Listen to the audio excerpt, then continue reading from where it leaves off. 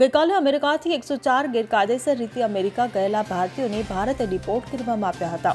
ત્યારે આ 104 ભારતીયોમાં 37 જેટલા ગુજરાતીઓ હતા. આ ડિપોર્ટ કરાયેલા ગુજરાતીઓ આજે વહેલી સવારે ફ્લાઇટ દ્વારા અમદાવાદ એરપોર્ટ પર પહોંચ્યા હતા. ડિપોર્ટ કરવામાં આવેલા લોકોમાંથી 28 લોકો ઉત્તર ગુજરાતના વતની છે, જ્યારે 4 લોકો મધ્ય ગુજરાતના અને 1 દક્ષિણ ગુજરાતનો છે. અમદાવાદ આવેલા 33 લોકોમાં 4 નાગરિકો પણ સગીર છે.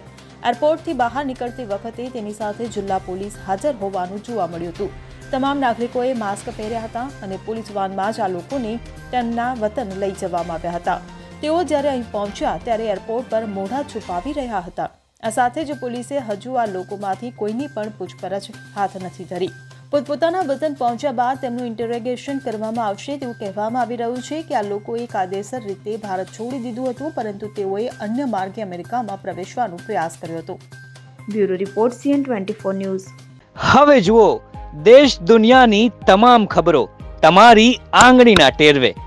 ઉઠાવો મોબાઈલ અને Google Play Store પરથી ડાઉનલોડ કરો અમારી CN24 ન્યૂઝ મોબાઈલ એપ.